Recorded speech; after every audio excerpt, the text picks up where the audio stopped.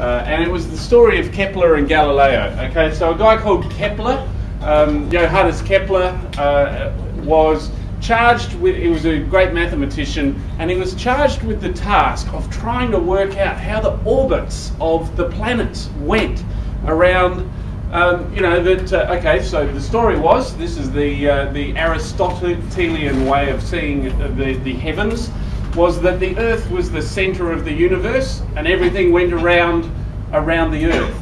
And so Kepler had this incredibly difficult job of trying to work out the mathematical equations that meant that the planets came in and then went back out and then came in and went back out. Based on that, he was thinking about the world, the universe as being Earth at the centre, and then the sun went around the Earth, and then it sounds silly now, I suppose. Everything is easy when you look back on it. And so Kepler was given this job of trying to come up with, okay, here's Earth, and here's where all the planets go.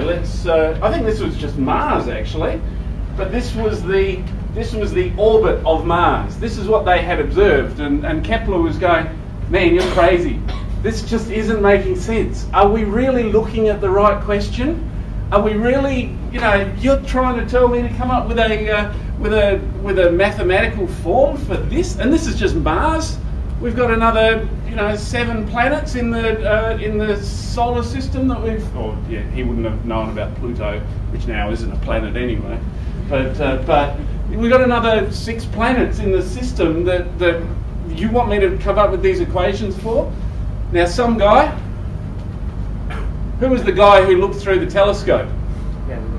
Galileo, of course. He and the church hated him for it because the church was saying this is how life is, and Galileo was said, well, do you mind if I just have a look and see if it really is the way you're saying it is? No, you don't.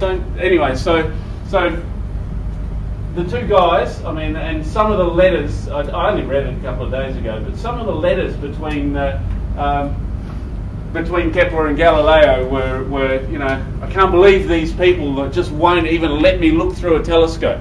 Anyway, so by redefining, remember that last one with all the squiggles on it was just Mars.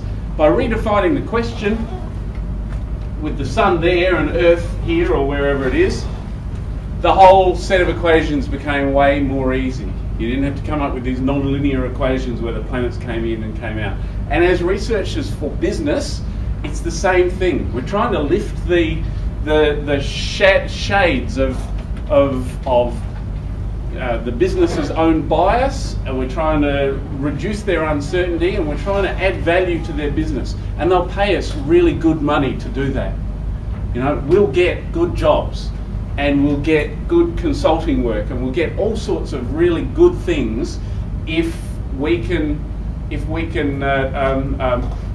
take the uncertainty from what it is we're saying and simplify things if it's simplifiable. That's sort of where we are. So your answer was exactly right. Having a good, solid research question is the critical thing.